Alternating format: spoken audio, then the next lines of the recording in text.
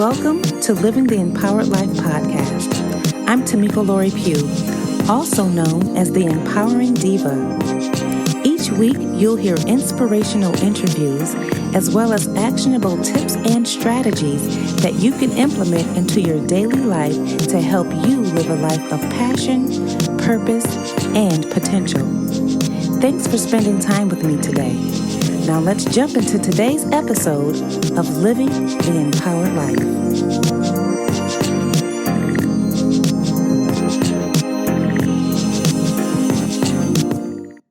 Welcome to today's episode of Living the Empowered Life.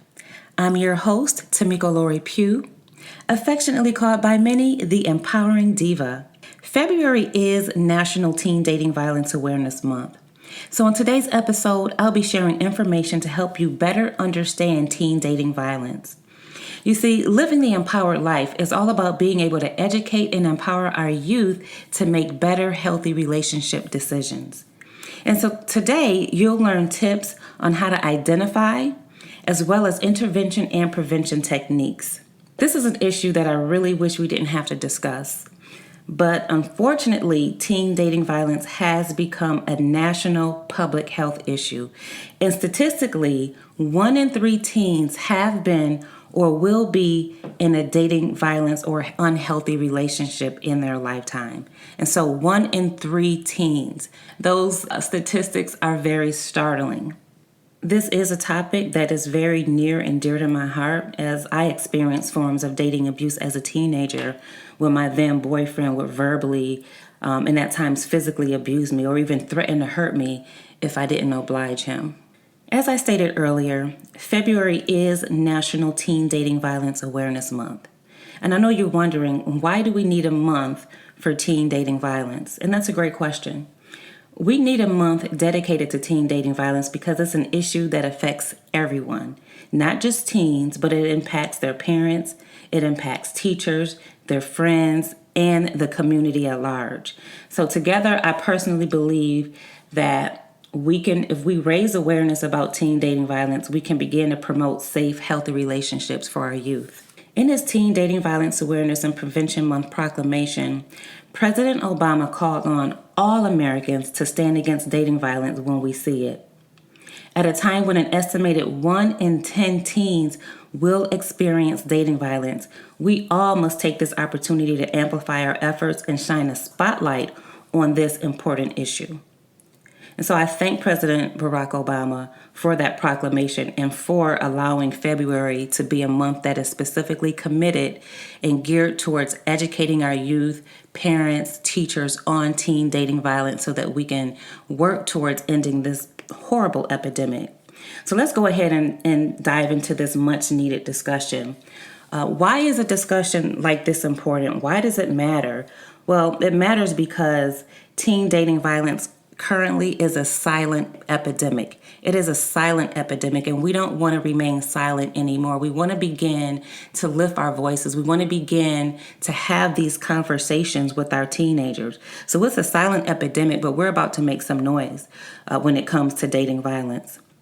Teen dating violence, not only is it a silent epidemic, but it is a growing epidemic in our communities. It is growing. When you have 1 in 3 high school students experiencing some form of dating violence, that's when you know it is an epidemic, and that's when you know we have to do something about it. Here's the thing. 2/3 of dating violence never goes reported to an adult. So 2/3 of teenagers are not reporting that they are in these types of relationships to an adult. 81% of parents say they didn't think or didn't know if dating violence was a problem. 81% of parents don't know. Over 80% of school counselors report being unprepared to address incidents of abuse. 80% of school counselors don't know how to handle it. They don't know how to report it. They don't know what to do. And so this is why we have to have these conversations. So what is teen dating violence? What is teen dating violence? The textbook definition simply states this: Teen dating violence is a pattern of behavior that includes physical, emotional, verbal, or sexual abuse used by one person in an intimate relationship to exert power and control over another.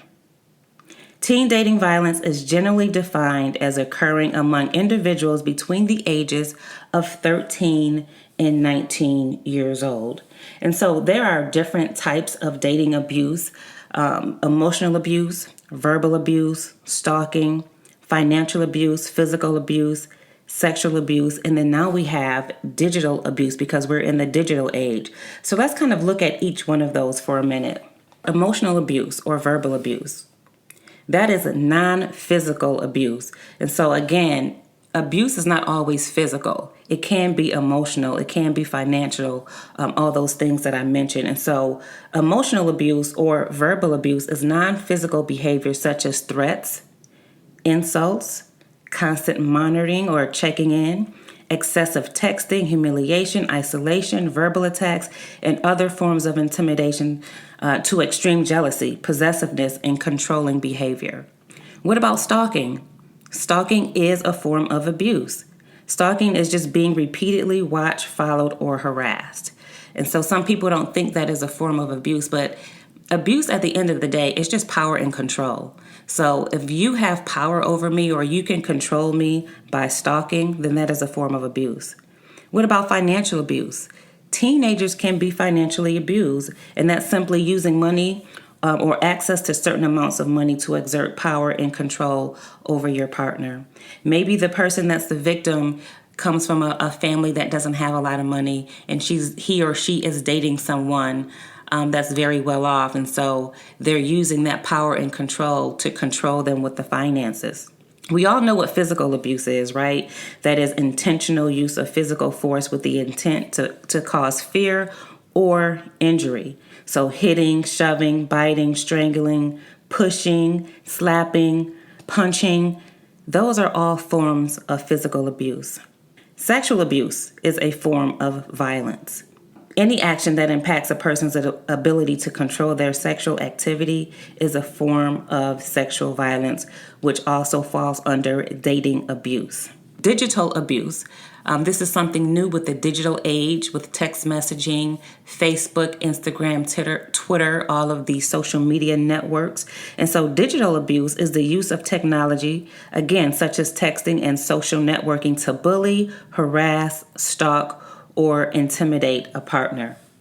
And so, as I stated earlier, at the end of the day, dating violence is simply power and control. You're using power and control to scare a person, to have control over them. And so it doesn't always have to be physical, like I stated earlier. If I look at you a certain way, I can intimidate you and put fear in you. That's a form of abuse. That is power and control. So at the end of the day, what I want you to realize and what I want you to remember is that abuse is simply power and control. Okay? Power and control. In order to help our youth, we have to understand what it looks like as adults, as teachers, as counselors, as parents. We have to be able to recognize those signs of abuse. And so what are some of the warning signs? What are some of the warning signs of an abuser? So some of the warning signs that an abuser would have would be extreme jealousy or insecurity, making false accusations, possessiveness. Sometimes the victim might think because the person they're dating is possessive, that's cute, or it means that they love them. But no, we don't want to confuse possessiveness and abuse with love. Possessiveness is not a form of love. Jealousy is not love. Constant mood swings towards a person, that is a warning sign. Constantly belittling or putting a person down, that is a warning sign. Another one, if they're trying to isolate you from your families and friends, they may say something like, you're spending too much time with your family. I need more time with you. You're spending much time with your friends. And by the way, they're not good for you anyways. I'm the person that you need to be with. So isolating you from your family and friends, that is a warning sign of a potential abuser. And then, of course, physically inflicting pain or hurting you in any way is a form of abuse. And so those are some of the warning signs of an abuser. What about the warning signs of someone being abused? How do you know if you're a teenager or one of your students or someone in your youth group is being abused? And they're very similar. These signs are very similar to that of an abuser. So isolation from friends and family. They're not spending as much time with their friends. They're not spending as much time with their family. They're withdrawn from friends and family. So they're just kind of withdrawn. And so what that means, if they're in your presence, they're there, but they're still withdrawn. They're not emotionally or mentally there. Emotional changes. They begin to feel sad or desperate. They may cry or want to be alone. So those are some of the things you want to look out for. Why are you crying? Why do you want to be alone all the time? Those are things that you want to investigate. Ask questions. Talk to your teenagers. What about unexplained bruises, broken bones, or sprains? Find out what's going on. A lot of victims will wear long sleeves in warm weather to cover up their bruises. So if they're wearing a turtleneck, they're wearing long sleeves, it's 80, 90 degrees outside, you need to check into that. That is a warning sign that something could potentially be wrong. And then something else that we don't pay attention to is losing interest in their extracurricular activities that they would typically enjoy. So if they're on the basketball team, the volleyball team, they run track, whatever their extracurricular activities are, if it's something that they enjoy and all of a sudden they lose interest, that is a warning sign. So at the end of the day, when you see these warning signs, you want to kind of dig into it, find out what's going on, talk to your teenagers. It's all about communication and asking questions. How do you help a student? So if you're a teacher, a counselor, you work at a youth group, an after school program, one of the questions is that I always get, or that we always get at the Still Standing Alliance, which is the nonprofit organization that I founded. We do a lot of teen dating violence trainings and things of that nature. But one of the questions that we often get asked is, how do I help a victim? How do I help a student victim? One of the things that you want to do is tell your student that you are concerned for their safety. Let them know that what's happening to them is not normal and that everyone deserves a healthy relationship. The other thing you can do as a counselor or as a teacher, you want to make sure that after you talk to the student's parents, you've got to tell their parents, even if the student doesn't want you to, you should definitely talk to the student's parents and offer to connect them with some type of professional, a counselor, an attorney, somebody that they can talk to confidentially to help them get out of that relationship. The other thing is just being supportive and understanding. You want to stress to the student that you are on their side. You want to provide information to them in a non-judgmental, supportive way. And being non-judgmental is just simply letting them know that you support them, that you're there for them, that it is not their fault. You don't want to get into victim blaming and saying, well, what did you do? What did you do to him or her to cause them to treat you this way? That's victim blaming. That's not being supportive, and that's not being understanding. So again, letting them know that nobody deserves to be abused and making it clear that you don't blame them and you respect whatever their choices are. Believe them and take them seriously. Recently, we've seen the hashtag believe victims. It's sad when we have to come up with a hashtag that says believe victims because society does not want to believe them, or society wants to victim blame. And that's not what we want to do. A lot of times, teenagers or people who are being abused, they're going to be reluctant to share their story, to share what they're going through, because they think people are not going to believe them. They're worried about what that person is going to say. Are you going to judge them? So allow them to feel comfortable with you. Allow them to feel like they can trust you with that information. And you want to be careful not to minimize the situation due to their age or because you think they're inexperienced in dating and things of that nature. A lot of times we like to say, oh, it's just puppy love. No, puppy love does not hit. It does not verbally abuse. It does not emotionally abuse. It does not sexually abuse. So no, it's not puppy love. We want to make sure that we are really paying attention and making sure that we believe them and that we take them seriously. The other thing you want to do is help them put together a teen dating violence safety plan. So one of the most dangerous times in any abusive relationship, whether you're a teenager or an adult, the most dangerous time is when that victim decides that they want to leave.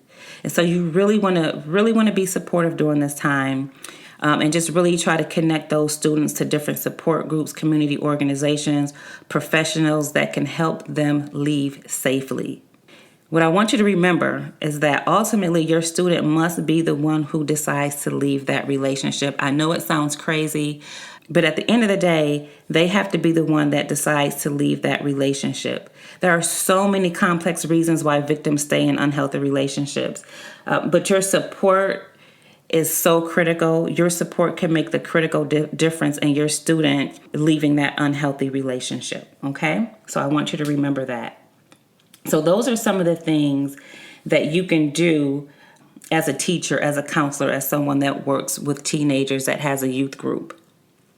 What if you're a parent? As a parent, how do I help my child? How do I help my child as a parent? Knowing or even suspecting that your child is in an unhealthy relationship can be both frustrating and scary, right? As a parent, you are very, very critical in helping your child develop healthy relationships. And you as a parent can provide life-saving support if they do end up being in a domestic violence or an abusive relationship. And so what I want you to remember is that dating violence, it occurs in both same-sex, opposite-sex couples. Any gender can be impacted by abuse. So that's the one thing that I want you to know. It's not always going to be a young man abusing a young lady. She could easily be the aggressor as well. So this goes both ways as we talk about this topic of dating abuse. So as a parent who has a child that could potentially be in an unhealthy relationship, probably the first thing you're thinking about is, who is this joker that's putting their hands on my child, that's intimidating my child, that's threatening my child? Who is this person? And your first thought might be to go approach that person, right? But here's what I say. Here's what you would need to do if you find out that you're in one of those situations. It's all about the victim at this point. So you want to keep your focus and your support with the victim. So you want to make sure you listen and give support. Be supportive. Listen to your child. Let them know that it is not their fault. And again, nobody deserves to be abused. Even if they don't open up to you, make sure that you understand the importance of just being a good listener. You never know. Your child might be ashamed of what's happening to them in their relationship. They might think you're going to overreact or blame them, or that you're going to be disappointed. Other students worry about, people, again, not believing them or just not even understanding. So when your child does come to you to talk, let it be on their terms and meet them with understanding and non-judgment. So listen and give support. The other thing you want to do is accept what your child is telling you. I know it might be hard, but accept what they're telling you. Believe that what they are telling you is the truth. Again, believe victims. Like I said earlier, a lot of times teenagers are reluctant to share their experiences. They're reluctant to share their stories for fear of no one believing what they say.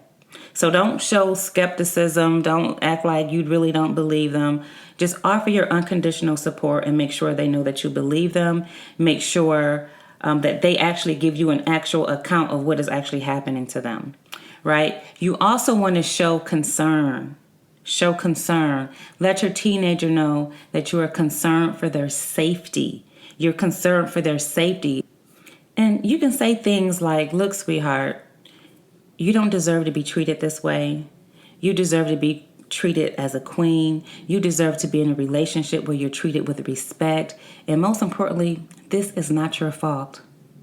You also want to make sure you point out that abuse is not normal and that everyone deserves to be in a safe and healthy relationship. One of the most important things you want to do is talk about the abusive behavior and not the person that's giving the abuse.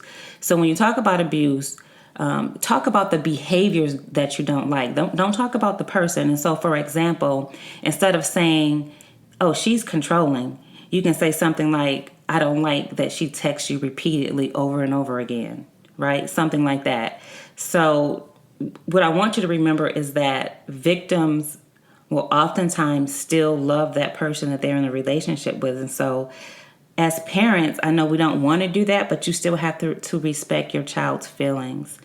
And then talking badly about your son or daughter's partner could really discourage them for asking you for help in the future. So really talking about the behaviors that you don't like and not the person. The other thing you want to do is avoid ultimatums. Avoid ultimatums.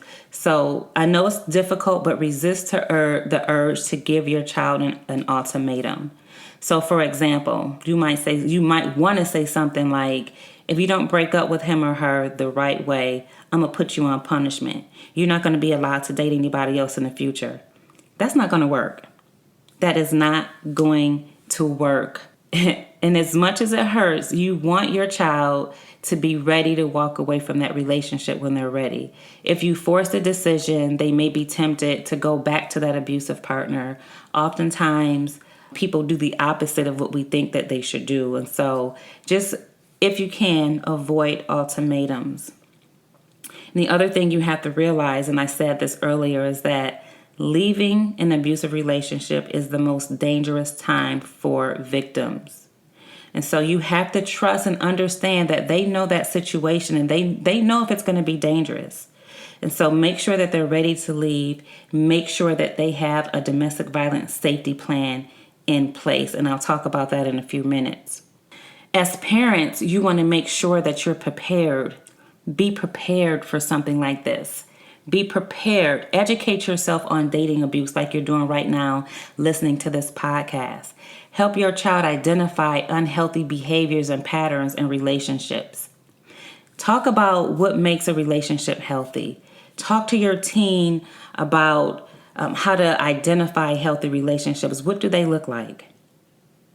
And then you want to decide on the next steps together. What are the next steps after this is all over with? When you're talking to your teen about a plan of action, you have to know that the decision has to come from the teenager.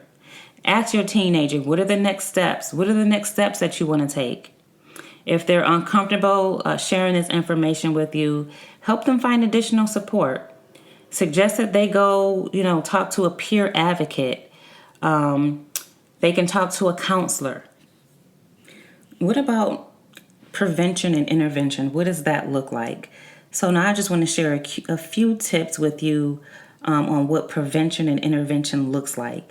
So one of the things that we have to begin to do, like we're doing today, is starting the discussion. Let's talk about it.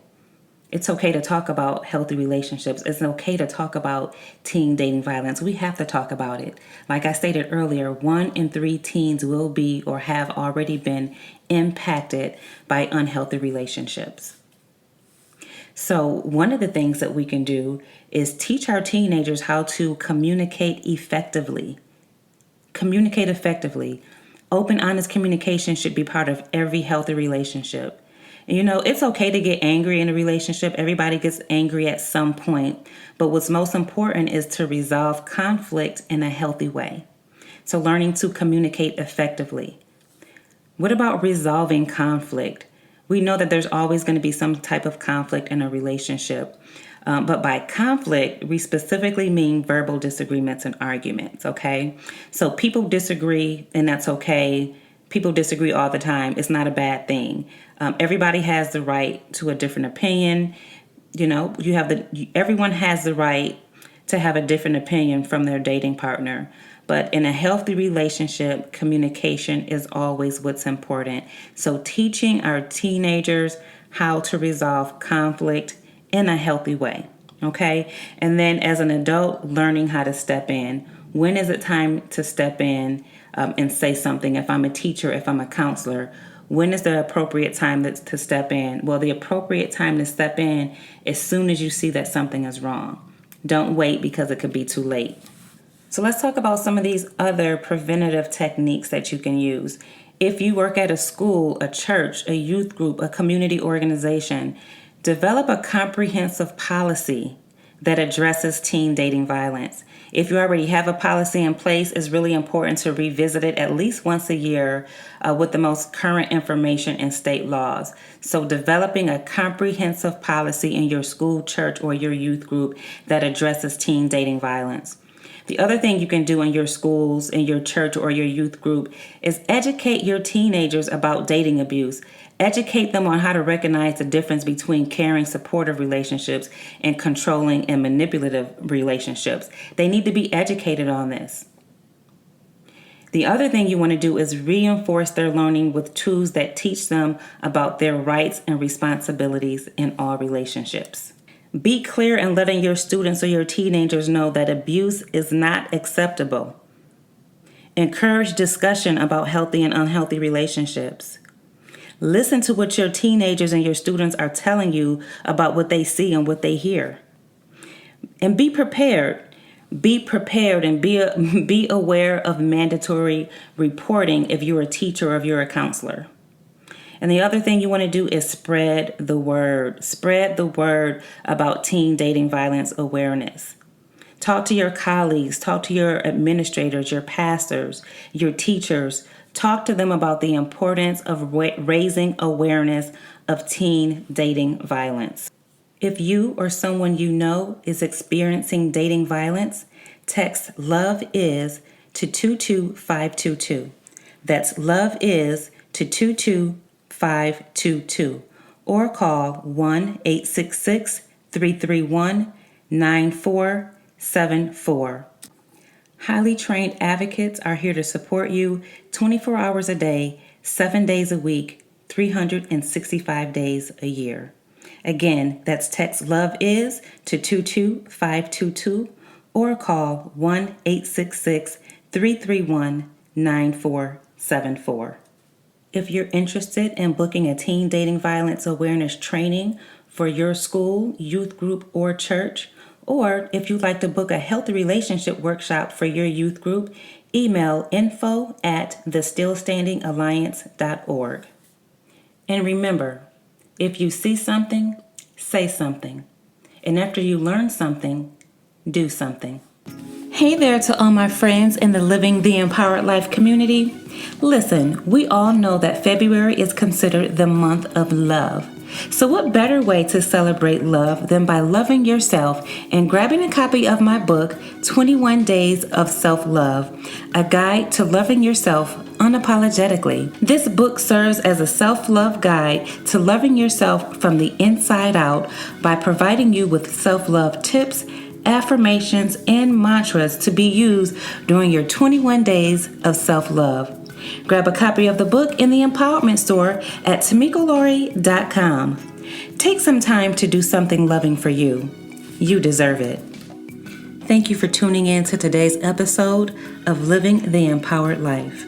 I know there was a lot of heavy information that I shared with you on teen dating violence, but it is much needed.